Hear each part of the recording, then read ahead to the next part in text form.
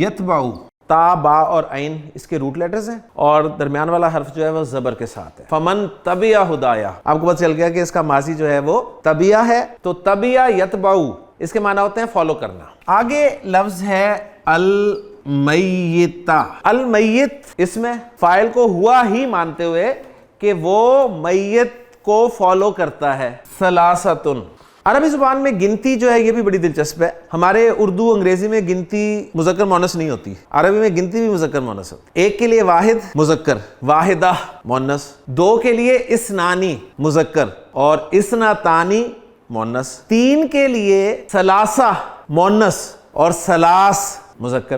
تو اب یہاں پر دیکھیں لفظ استعمال ہوا ہے ثلاثہ، اور ثلاثہ کا اعراب کیا ہے؟ مرفوع ہے. اب آپ کہہ سکتے ہیں جی یتبعو کے لیے فاعل ثلاثہ ہے. تین میت کو فالو کرتے ہیں، کرتی ہیں. عربی زبان کی خوبصورتی یہ ہے کہ جس طرح انگریزی میں ہم کہتے ہیں نا ایک چیز کا ذکر کرنے کے بعد چھوٹا سا آئی ای لکھتے ہیں دیٹ از، اور آگے اس کی ڈیٹیل آ جاتی ہے. عربی میں یہ دیٹ از کا مفہوم جو ہے نا وہ اعراب سے شو کیا جاتا ہے. یعنی تین کلیئر نہیں ہے بات، آگے جو لفظ دیا جائے گا نا اس کو بھی اس ثلاثہ کا اعراب دیا جائے گا. اس سے پتہ چل جائے گا کہ وہ تین کیا ہیں. That is, this, this and this. اب وہ تین جو فالو کر رہے ہیں میت کو ان کا ذکر میں کر رہا ہوں، اور آپ دیکھیں گے ان تینوں کا اعراب جو ہے مرفوع ہوگا. اہلہ، اہل اسم ہوتا ہے نا، اسم کے ساتھ جب بھی ضمیر ہوتی ہے مرکب اضافی بنتا ہے، سیدھی سی بات ہے. تو اہلہ اس کے گھر والے. اب اہل کا اعراب مرفوع ہے لہٰذا ہم کہیں گے یعنی، اب یہ یعنی ہم نے خود ایڈ کرنا ہے، یعنی اہلہ اس میت کے گھر والے. یہ ہا کی ضمیر جو ہے یہ المیت کی طرف جا رہی ہے. ایک چیز ہو گئی. ومالہ، اور اس کا مال، وعملہ اور اس کا عمل. فا پھر یہ ترتیب بتانے کے لیے بھی آتا ہے، یعنی اس کے بعد کیا ہوتا ہے. جیسے میں کہتا ہوں جی ذہب زید فحامد، زید گیا پھر حامد گیا، یعنی حامد جو زید کے بعد گیا ہے. یرجعو، ہاں جی یا علامت مضارع، را جیم اور عین روٹ لیٹرز، اور درمیان والا حرف جو ہے وہ زیر کے ساتھ. را جیم عین رجع یرجعو، اس کے معنی لوٹنا کے بھی ہوتے ہیں اور لوٹانا کے بھی ہوتے ہیں. تو یہاں لوٹنا کے معنی میں ہے فیرجعو، پھر لفظی ترجمہ ہوگا وہ لوٹ آتا ہے. مضارع دو میں سے ہے تو اس کا فاعل آگے آ سکتا ہے. اسنانی، یرجعو کے لیے فاعل بن گیا اسنانی کیونکہ مرفوع ہے. دو لوٹ آتے ہیں، اور اسنان کا حمزہ جو ہے یہ حمزۃ الوصل ہے. یہ ایک ایڈیشنل پوائنٹ دے رہا ہوں آپ کو. فیرجعو اسنانی. واہ، اور یب کا یو فعل مضارع دو میں سے، فاعل اندر باہر. با، قاف اور یا روٹ لیٹرز، باقی رہنا، پیچھے رہ جانا. اب یہاں پر ایک چھوٹا سا پوائنٹ ہے، جب بھی کسی لفظ کے آخر میں واو یا آ جاتے ہیں نا، اور خاص طور پہ ہم فعل کی بات کر رہے ہیں اس وقت، نرجو، یب کا یو، واو پہ پیش، واو آخر میں آ رہا ہے، یا پہ پیش، یا آخر میں آ رہا ہے.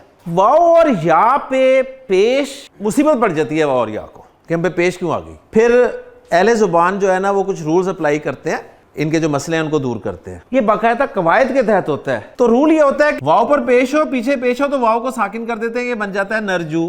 اس لیے ہم دعائے قنوت میں کیا کرتے ہیں؟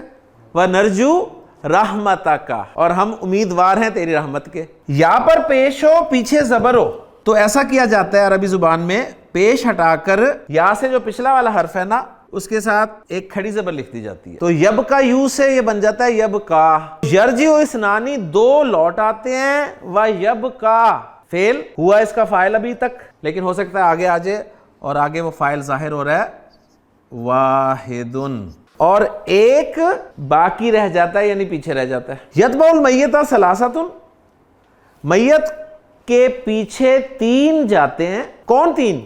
اہلہ اس کے گھر والے، ومالہ اور اس کا مال، وعملہ اور اس کا عمل. فیرجعو اثنانی، پھر دو واپس آ جاتے ہیں، ویبقی واحد اور ایک پیچھے رہ جاتا ہے، باقی رہ جاتا ہے. آپ نے کہا یرجعو، وہی پہلا صیغہ، اس کا فاعل باہر آ سکتا ہے. فاعل آ رہا ہے اہلہ ومالہ، اس کے گھر والے اور اس کا مال لوٹ آتے ہیں، واپس آ جاتے ہیں. ویبقی عملہ، اور اس کا عمل باقی رہ جاتا ہے. یتبع فعل، المیت مفعول، ثلاثۃ فاعل. فعل اپنے فاعل اور مفعول سے مل کر جملہ فعلیہ. اب یہاں پر دیکھیں مفعول کو پہلے ذکر کر دیا گیا، لیکن جو کہ اعراب بتاتا ہے کہ کون مفعول ہے کون فاعل ہے تو کوئی فرق نہیں پڑتا. مرکب اضافی، مرکب اضافی، مرکب اضافی.